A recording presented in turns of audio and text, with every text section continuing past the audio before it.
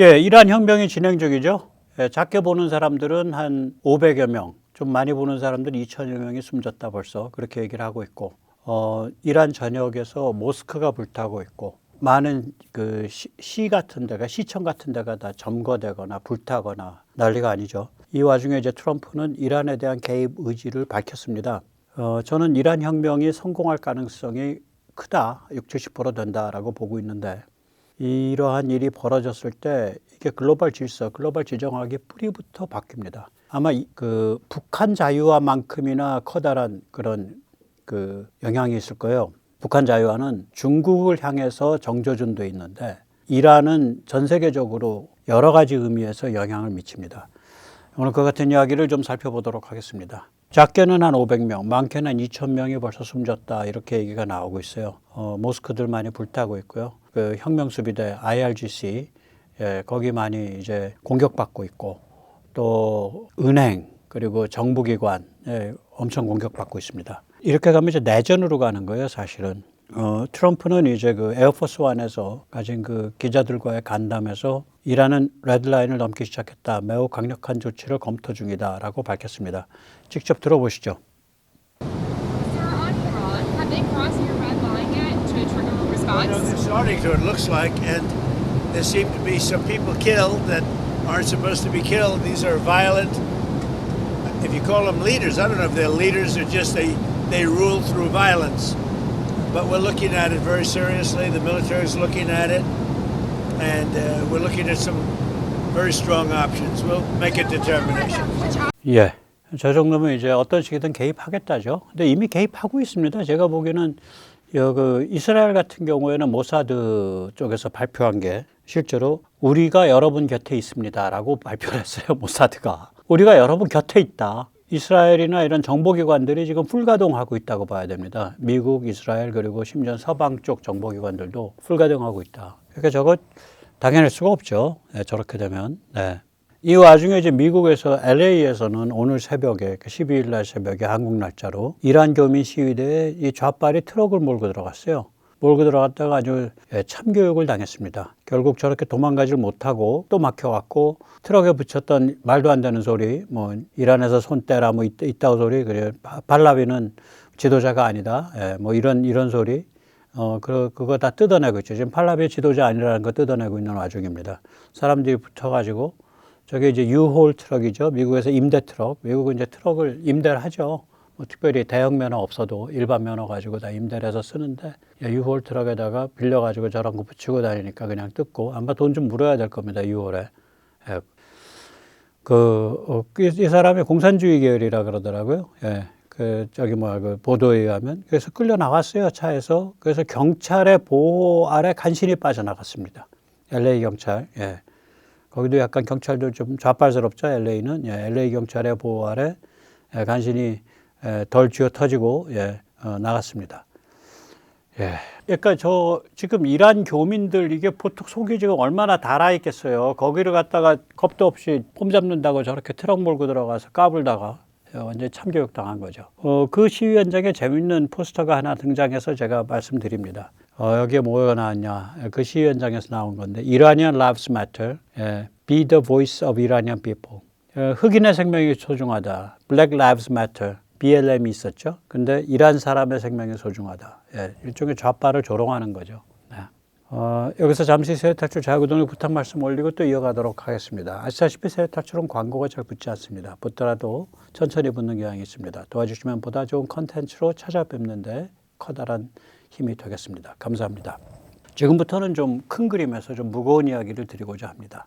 이 글로벌 지정학의 뿌리부터 바뀌게 됩니다. 이란이 자유혁명이 일어나게 되면 극단주의 집단 및 테러 집단이 급속 약화되고 전 세계에 걸쳐서 나쁜 영향력이 없어집니다. 글로벌 지정학에서 이란은 만학의 근원이었습니다. 이게 이제 국력이 있고 나라 사이즈가 있고 자원이 있는 나라이기 때문에 최근에도 헤즈볼라에 10억 달러를 지지하기로 결정했었거든요. 그러니까 불과 한 달 전쯤에 작년 말에. 그러니까 얘들이 정신머리가 없는 애들인 거예요. 중동에서는 보면 이미 시리아에서는 이란의 그 혈맹인 아사드 체제가 축출됐고요. 이미 헤즈볼라는 빈사 상태고요. 하마스는 이미 빈사 상태고요. 후티는 이미 위축돼 있죠. 이 상태에서 그 본가인 이란이 나자빠지면 중동이 일단은 편안해집니다. 그 다음에 아프리카 정부들 에티오피아, 남아공, 니제르, 말리, 부르키나파소, 짐바브웨, 말라위, 나이지리아 이런 데들이 이란과 상당히 관계가 좋습니다. 이런 데들의 특징이 이제 미국과 서방의 통수 가는 데들이고 특히 이 니제르, 말리, 부르키나파소 여기는 뭐 요새 답 없는 데죠. 여기 사헬 지역이라 그러죠. 사하라 사막의 남부. 예. 이상한 방식의 그러니까 급진 시아 이슬람 세력하고 막 좌빨스러운 집단 그다음에 반미주의 이런 게 다 짬뽕이 돼가지고 지금 국가를 장악하고 운영하는 경우가 많아요. 이 지역이 요새. 그다음에 이제 아프리카의 정부 차원 아니더라도 계속 침투해서 영향력을 넓혀가고 있는 게 탄자니아, 케냐 그리고 마사이족 여기에 대해서 이란이 영향력을 넓혀가고 있었어요. 또 동남아시아에서는 이게 시아 집단이나 회교 급진주의 집단들이 있잖아요. 동남아에. 그 이란이 거기에 커넥션을 갖고 있다고요. 그래서 상당히 위세를 떨어왔습니다.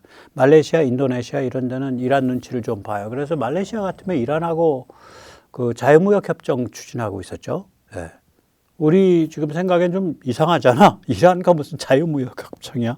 마탱에 그 정도 간 거예요. 동남아들이. 그다음에 중남미에서는 베네수엘라와 쿠바와 죽고 못 사는 관계였고요. 그러니까 이게 만악의 근원이거든요. 그러니까 이란이 무너지게 되면 이런 데서 그러니까 이제 중국과 러시아가 위에서 똥폼을 잡고 있으면 이란이 실제적으로 손에 피 묻히는 일은 다 하고 돌아다닌 거예요. 그 손에 피 묻히고 일하고 다닐 놈이 없어지는 거지. 그래서 세상이 좀 편안해집니다. 네. 그런데 이거보다 더 심각한 문제는 뭐냐. 중국의 1대1로가 있듯이 러시아에는 남북 통로 프로젝트가 있습니다. 이걸 INSTC인데 남북 운송 통로라는 뜻이겠죠. 이게 이제 러시아가 주도를 해서 러시아에서부터 인도를 잇는 통로고 러시아가 페르시아만 및 그 아라비아의 인도양으로 나가는 핵심 통로입니다. 결국 둘 중에 하나로 오게 되는데요. 카스피해의 동쪽 혹은 서쪽의 육로 여기 지금 여기에는 카스피해 서쪽 통로만 나와 있는데 동쪽 통로도 있어요. 혹은 카스피해를 관통하는 수로를 통해서 그게 어쨌거나 전부 다 이란으로 떨어져요. 이란 그 테헤란 위 카스피해 연안으로. 그래서 테헤란을 거쳐 가지고 그 이란의 굉장히 유명한 항구죠. 이게 반달 아바스인가 뭐 거기로 대부분 가고 이거 요새 지금 마비돼 있습니다. 저기 뭐 항구 노동자들이 다 들고 일어나 가지고 아니면 다른 항구로 가고 그렇게 해서 인도까지 연결이 되는 그런 프로젝트고 이게 상당히 현실화돼 있고 이미 돌아가고 있고 굉장히 러시아의 중요한 생명줄이에요. 이게 러시아가 이쪽 시베리아 쪽으로 튀어나와서는 별로 재미가 없잖아. 그런데 발틱해로 나가게 되면 러시아가 발틱을 두드려 막으면 발틱해는 마비돼 버리죠. 그러면 이제 러시아가 남부 쪽만 남아있는 거거든요. 아직 북극해는 덜 열려있고. 그래서 이게 러시아한테 생명줄이라고요. 이게 주도권이 이란으로 넘어가는 거예요. 그전엔 이란이 러시아 꼬붕 국가, 위성 국가 비슷하고 뭐 맹방 국가니까 이란과 러시아 양쪽에서 손잡고서 가면 되는 건데 이게 이렇게 넘어가면 이게 얘기가 달라지죠. 이게 가만히 이렇게 되면요. 무슨 일이 발생하냐. 중앙아시아 5탄 국가들이 숨통이 튀어요. 지금 중앙아시아 5탄 국가들이 러시아 눈치 보고 중국 눈치 보고 하면서 이게 이쪽으로 튀어나오려 그러면 러시아가 카스피해를 때려 맞고 있잖아요. 서쪽으로 튀어나가는 건. 동쪽으로 튀어나가는 거는 중앙아시아 5탄 국가 입장에서는 그건 중국밖에 없고. 근데 이렇게 되면 보세요.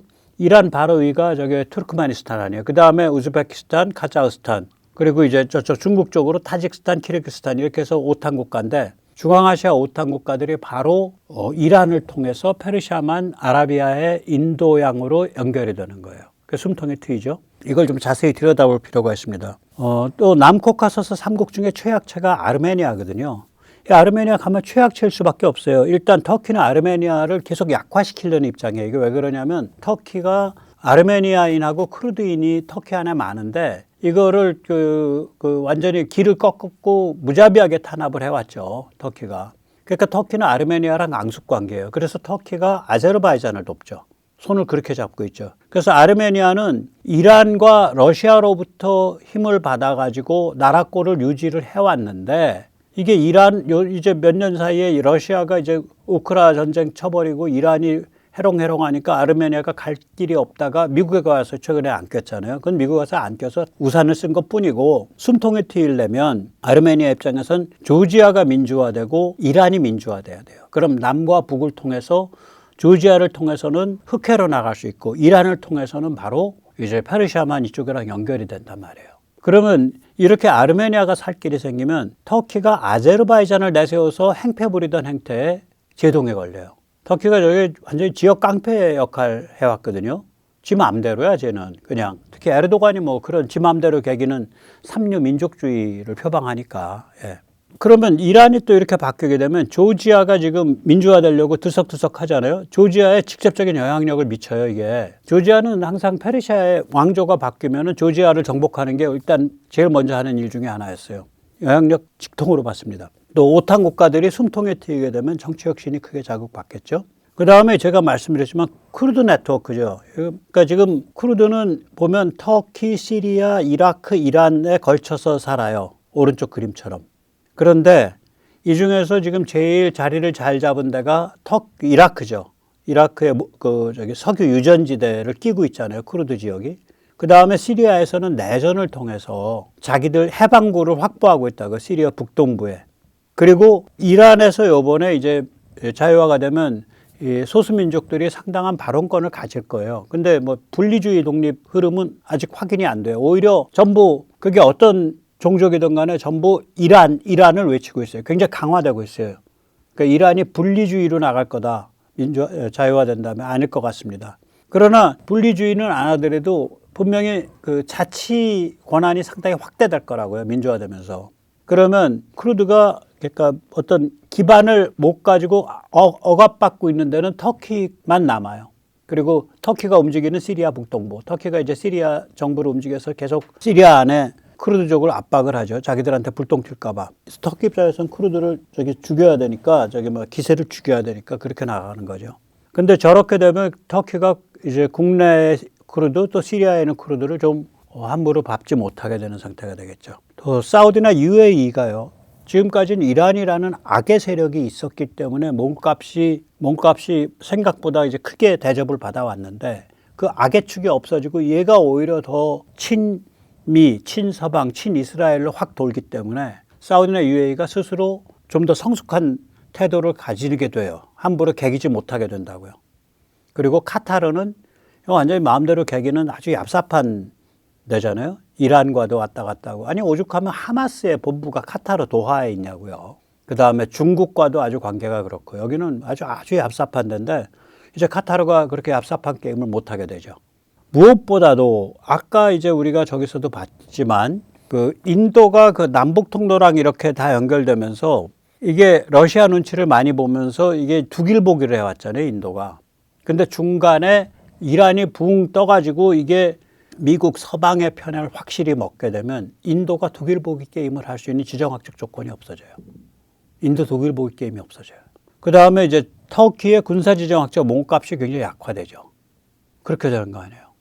터키는 이제 나 아니면 누가 막으려는데 너 아니어도 뭐 밑에 이란, 그 다음에 시리아, 그 다음에 저기 오탄 국가 전부 다 친서방으로 돌고 있네. 너 아니어도 되겠네. 이렇게 되는 거지. 그래서 이 이란의 자유화라는 거는 어마무시한 사건입니다. 어마무시한 사건이에요, 이거. 그리고 이란이 자유화되고 나면 저 정도 급의 글로벌 질서에 영향을 미칠 수 있는 어떤 변화는 딱 하나 남을 거예요. 그게 뭐냐? 북한 자유화예요.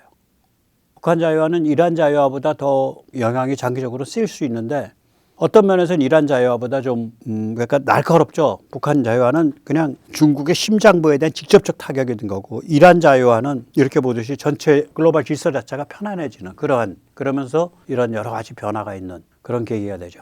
지금 이란에서 벌어지고 있는 일을 꿰뚫어 보기 위해서는 우리 유신 시절 그러니까 1970년대까지 이게 거슬러 올라가야 됩니다. 그래야 이란의 뿌리가 보이고 이게 무슨 문제고 지금 이란이 자유화된다는 게 어떤 의미인지 보인다고 생각을 합니다.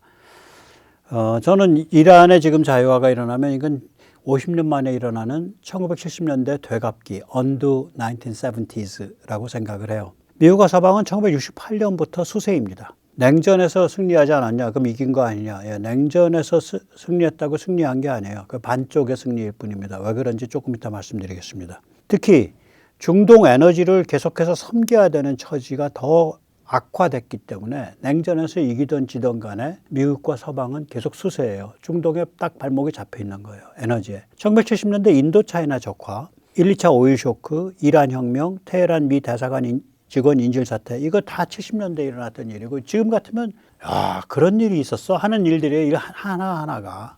특히 이 중에서 이란 혁명은 서방과 미국을 베트공의 급진성과 오일 파워로서 양쪽에서 치고 들어간 사건이에요. 이거는. 그러니까 골로 가는 거죠. 양쪽에서 칼을 맞은 거라고요. 베트공만큼이나 급진적이고 오히려 그거보다 더 급진적일 수 있고 그리고 동시에 에너지를 가지고서 그냥 치고 들어간 거라고요. 오늘 그 같은 이야기를 좀 살펴보도록 하겠습니다. 제일 먼저 1970년대 이렇게 패배를 하려면 정신부터 무너져야 돼요. 정신이 똑바르면 패배해서 이렇게 쭉 밀리질 않죠. 정신부터 무너졌어요. 그 정신을 무너뜨린 사건이 뭐냐? 파리 68 혁명입니다. 그래서 우리나라 좌빨들이 프랑스 68, 프랑스 68 하고서 그냥 물개박수 치는 게 쥐들의 이게 모델이야. 이게 좌빨 해체주의거든요. 모택동 그 사진, 호치민 사진 들고 움직이고 베트공 찬양하고 난리가 아니었어요. 이 파리 68을 기점으로 좌빨 해체주의가 미국의 주류 사상 자리를 넘보기 시작했어요. 프랑스는 오히려 그 보트피플이 70년대 말부터 나오잖아요. 보트피플을 겪으면서 정신이 번쩍 들어서 좌빨 해체주의 독성을 어느 정도 스스로 벗어났어요. 좌빨 해체주의의 본산인 프랑스는 한 10년 만에. 왜 그러냐면 프랑스는 특별히 그 호치민이나 모택동에 대한 그 숭배가 좌빨 해체주의에서 깊게 결합돼 있었다고요. 그러니까 베트남과 중공에 대한 환멸이 시작되면서 좌빨 해체주의가 풀이 죽은 거예요. 근데 미국은 달라요. 미국은 그 좌빨 해체주의의 정신적 본질, 해체주의를 가져갔지 호치민과 모택동에 대한 숭배를 가져간 게 아니라고. 그러니까 보트피플과 상관없이 좌빨 해체주의가 쫙 퍼졌어요. 거기다가 1990년대 하이퍼 글로벌리즘 세력은 좌빨 해체주의를 부비부비 수능주의와 DEI, 그러니까 다양성, 평등, 포용성 이런 명분을 걸고 녹색혁명 이런 걸 가지고서 친재생에너지 이런 슬로건을 걸고서 탄소 중립 이런 걸 걸고서 띄웠단 말이에요. 그래서 미국에서 머리 셋 달린 괴물이 완성된 거 아니에요. 부비 수능주의, PC, Political Correctness, 그 다음에 해체주의, 그 다음에 좌빨 급진주의, 아까 자동차 몰고서 들어가는 이런 애들, 트럭 몰고 들어가는 엔티파 이런 애들. 그러니까 이 지금 미국에서 지금 뿌리박고 있는 머리 셋 달린 괴물, 그것이 이렇게 전면에 대두하기 시작한 게, 그 정신을 허물어뜨리기 시작한 게 1968년 프랑스 68 혁명 때부터입니다. 이게 지성사적으로 보면. 이거랑 관계 있다고요. 지금 진행되고 있는 게. 지금 진행되고 있는 이란에서의 자유화가 되고 나아가서 북한 자유화가 되면 좌빨 해체주의는 골로 가요. 골로 가요. 그 시대 끝난 거예요. 리짜이밍이 아무리 까불어도 골로 가요. 그럼 68년 그해 어떤 일이 있었냐? 베트남과 한국에서는. 베트남은 중국 소련의 축복 아래 8개월 동안 테트 공세, 구정 공세라 그러는데 이게 구정 때만 있었던 일이 아니라 이게 1월 30일인가 그해 그런데 이거 거의 10월까지 갔거든요. 이걸 통해서 존재감이 확립됐습니다. 무슨 얘기냐? 그러니까 베트공에 5만 명이 죽었어. 근데 20만 명이 새로 가입해. 그럼 남는 장사 아니야. 사람이 더 많이 죽을수록 남는 장사 아니야. 김일성은 이에 발맞춰서 1월 21일 청와대를 습격했죠. 김신조 사건. 그리고 1월 23일 날 푸에블로호를 납치했죠. 그리고 그해 10월 11월에 울진 삼척 무장 공비를 했습니다. 그럼 이런 일이 벌어졌을 때 미국의 반응은 뭐냐? 그 다음에 69년도에 닉슨이 고암 독트린을 발표하죠. 한국의 안보는 한국이 1차적으로 책임지세요. 아시아의 안보는 아시아인이 1차적으로 책임지세요. 베트남의 안보는 베트남이 1차적으로 책임지세요. 발을 뺀다고요, 이미. 69년도 고암 독트린. 그게 우리나라 지금 K방산 자주국방의 원년이죠. 그래서 우리가 그걸 거꾸로 붙잡고 들어가서 야 그럼 우리가 대포 만들고 소총 만들게 도와줘. 그래가지고 그때부터 방산이 시작됐으니까 본격화됐으니까. 1970년대는 어떤 해라고 보면 되냐. 미국 대패 10년입니다. 1970년대는. 1973년 10월 중동정쟁, 욤키프르 전쟁에 북한도 참전국입니다. 이걸 계기로 해서 제1차 오일 쇼크가 있죠. 전쟁 마음대로 안 풀리니까 석유 다 닫아 걸은 거야 갑자기. 전 세계를 상대로 사우디가 앞장서서. 그때 오일 파워를 보여준 거지. 미국 서방 니들이 오일 맛을 알간? 이 검은 황금의 맛을 알간? 하고 수도꼭지 닫아버렸다고요. 그 다음에 1975년에는 베트남, 캄보디아, 라오스가 적화되죠. 한 해. 79년에는 이란 혁명이 날아면서 제2차 오일 쇼크가 시작돼요. 그리고 79년 11월서부터 81년 1월까지 이란 미 대사관 인질 사건이 444일 동안 펼쳐집니다. 그러니까 완전히 개굴욕당한 10년이에요. 패배와 굴욕의 10년입니다. 미국 입장에서 보면. 이게 거꾸로 풀리고 있는 거예요, 지금. 이게. 언두 1970s. 1970년대 되갚기가 일어나고 있는 거예요. 여기서 잠시 우리가 근본적인 화두를 좀 볼 필요가 있어요. 서방은 과연, 미국은 과연 냉전에서 승리한 거냐? 저는 반쪽짜리 승리였다고 봐요. 왜냐? 미국이 어떤 정신적으로, 문화적으로 공산주의를 완전히 압도해가지고 승리한 게 아니고, 소련이 경제 경쟁, 무기 경쟁, 체제 경쟁에서 패배해서 스스로 해체했다고요. 좀 더 영악했으면 중국 공산당의 관계를 갔을 텐데, 소련은 또 그런 게 없어 순진했어. 그래서 스스로 해체라고 뱃길 들어버렸어요. 그래서 이 소련 해체 이후에 현대문명의 핵심 화두는 전혀 조명되지 못했습니다. 제가 90년대에요. 전체주의가 무너졌으니까 전체주의 비판 서적이 많이 나왔겠거니 하고 봤는데 별로 읽을 만한 게 없어. 뭐 타스마니누 같은 사람이 지은 거, 애플바움이 지은 거, 애플바움의 굴락 비판, 타스마니누의 그 전체주의 정치 철학 비판. 근데 타스마니누 책은 그렇게 감동적이질 않아요. 왜냐면 그 사람 루마니아 출신의 미국 정치 철학자인데, 그 사람이 아는 공산주의는 이미 시스템화되어 있는 공산주의지, 공산혁명의 피비린내를 바로 이렇게 코에서 맡은 사람이 아니야. 이미 자기가 태어났을 때 자기 아버지 어머니가 공산당 간부였고 공산주의 체제였으니까. 그래서 이 전체주의에 대한 아주 심오한 비판이 의외로 없어요. 의외로. 오히려 전체주의에 대한 굉장히 심오한 비판은 프랑스 역사학자 프랑스와 퓨레가 남겼다고 저는 생각을 해요. 이 프랑스와 퓨레는 이런 얘기를 하는 거거든요, 결국은. 그러니까 그게 히틀러의 전체주의든 스탈린의 전체주의든 사실은 동전의 앞뒷면이고 공통조상을 갖고 있다. 그 공통조상은 프랑스 혁명의 자코뱅이다. 저는 이 전체주의의 본질에 대한 이런 통찰이요, 제가 이걸 눈을 까뒤집고 찾았었거든요. 그 무렵에 저 자신이 목이 말라서 제가 1987년, 88년에 지금과 같은 사고방식으로 돌기 시작했기 때문에 개인주의로 못 발견하다가 1990년대 초에 우연히 경영학의 아버지인 피터 드러커의 에세이에서 발견했어요.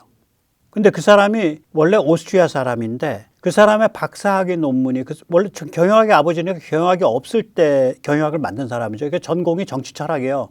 피터 드러커의 전공이. 그래서 이 사람이 박사학위 논문이 1933년에 나치가 집권했을 때 금소 1호가 이 사람 박사학위 논문이었어요.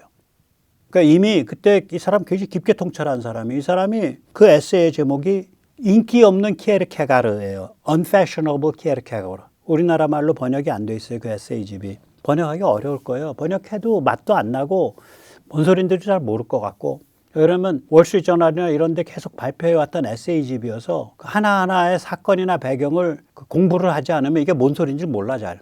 거기서 Unfashionable Kierkegaard에서 피터 드러커가 그런 말을 해요. 인간이란 사회성을 넘어선 어떤 뭐 우리 표현으로 하면 영적인 혹은 초사회적인 그런 측면과 사회적 동물이란 측면에 두 상반된 상극을 이루는 양극성 사이에 팽팽히 당겨진 줄이다 이거예요. 그러니까 사회성과 초사회성을 같이 갖고 있는 게 인간이다. 만약에 인간이 사회적이기만 한 동물이라면 인간을 구원하는 사회, 인간을 구원하는 국가를 만들 수 있다는 거예요. 그게 전체주의다라는 거예요. 그러니까 인간 존재의 본원적 개인됨, 개체성을 인정을 안 하는 거죠. 야, 인간은 사회적 동물 아니야? 준 폴리티콘이잖아. 아리스토텔레스가 말했듯이. 그렇다면 인간을 구원하는 사회를 만들 수 있잖아. 인간을 구원하는 국가를 만들 수 있잖아. 그런 어떤 인류사적인 과업을 하는 건데 피바다 당연히 건널 수 있지. 그리고 인간의 어떤 인간됨의 그 최고봉은 뭐겠어? 인간을 구원하는 사회를 만드는 피바다 혁명에 헌신하는 것이 최고의 인간성 아니겠어? 프롤레타리아 혁명에 봉사하라우! 이렇게 되는 거예요, 이게 스토리가. 저는 그 명제 이상으로 심오한 정치 철학적 명제를 본 적이 없어요. 그래서 키에르케고르의 그러니까 인기 없는 키에르케고르, Unfashionable Kierkegaard라는 피터 드라카, 정치 철학자로 꼽히지도 않죠 이미. 그 사람의 평생의 통찰이 담긴 그거 외에는 1990년대에 혹은 1980년대에 전체주의를 통찰한 그런 책들이 의외로 없어요. 즉 다시 말해서 어쩌다 승리한 거지. 그냥 경제가 잘 돌아가고 저쪽 애들은 경제가 망해서 승리한 거지. 전체주의라는 정신 문화적, 정치 철학적, 사회 심리적 현상의 뿌리를 우리가 극복한 게 아니라고요. 그래서 반쪽의 승리라는 거예요.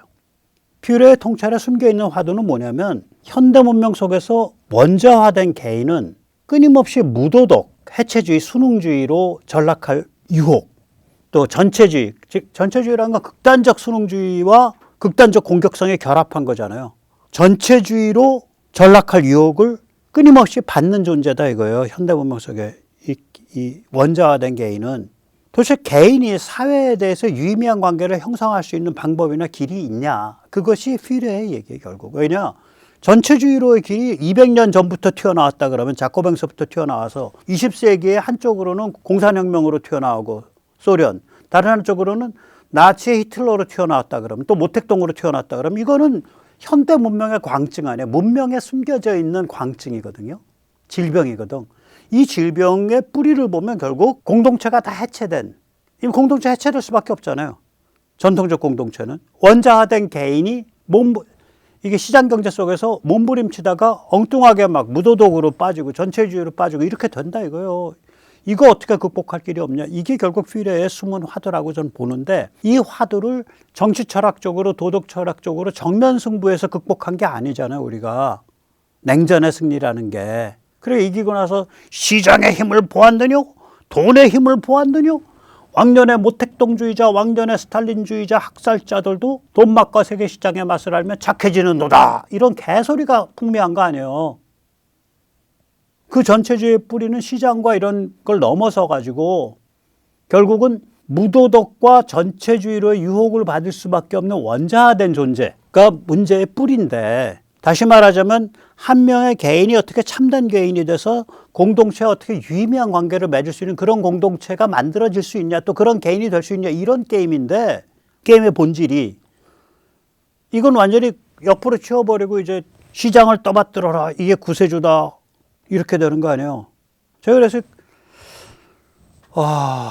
시장 만능주의자들과 제가 관계가 안 좋았어요. 그전에는. 그쪽에서 이제 거기서 이제 용돈팔이 하는 젊은 애들은 저보고 가짜 보수라고 욕 많이 했고 옛날 좌빨 가짜 보수라고 욕했고 그 정경련 언저리에서 용돈팔이 하는 젊은 애들은 여러분 저는 신약 만능주의를 안 믿으니까 이런 관점에서 좀 보니까 현대 문명의 어떤 숨어있는 그 문제를 믿거나 말거나 우리가 지금 이 화두를 극복할 수 있는 저게가 돼가는 거예요. 왜 그런 일이 벌어지냐면 왜 현대 문명이 원자화된 개인을 만들어내고 원자화된 개인이 그러니까 다시 말하자면 그러니까 사회나 세계를 이해하지 못하는 상태에서 혼자서 아둥바둥 떠 있는 개인, 원자화된 개인은 그거예요. 그러니까 사회나 세계의 깊은 문맥을 알 수가 없는 거죠. 무의미한 상태가 되는 거지.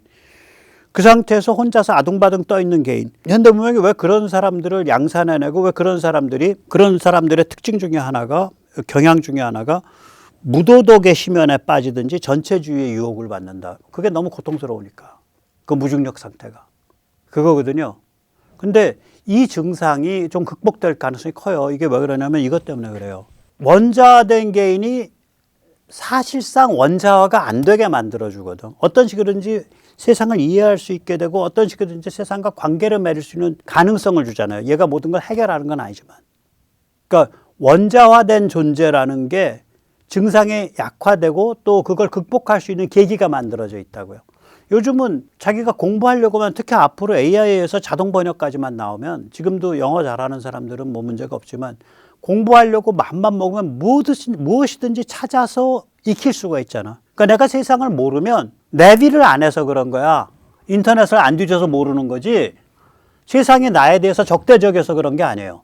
그건 누구든지 인정할 수 있는 게 되잖아요. 지금은. 공부 좀 해볼까 찾아서. 그런 생각을 누구든지 하잖아. 그냥 쉽게 말해서 갑자기 무슨 매운탕을 하나 끓여야겠어. 근데 몰라. 레시피도 잘 모르고. 그럼 인터넷에서 뒤져가지고 60점짜리, 70점짜리는 끓이잖아. 그래서 이런 게 백그라운드가 돼 있으면서 펼쳐지는 일이에요. 그래서 이번에 저는 이란 그 자유화, 이란 자유혁명에 대해서 기대가 큽니다. 굉장히 기대가 커요. 이런 게 백그라운드가 돼가지고 이제 현대 문명을 좀 어떤 의미에서 우리가 좀 인간이 좀 이제 그 제대로 대면할 수 있는 현대 문명 속에서 좀 제대로 살아갈 수 있는 그런 기반이 만들어져 가는 거 아닌가 그런 낙관을 조심스럽게 합니다. 예, 감사합니다.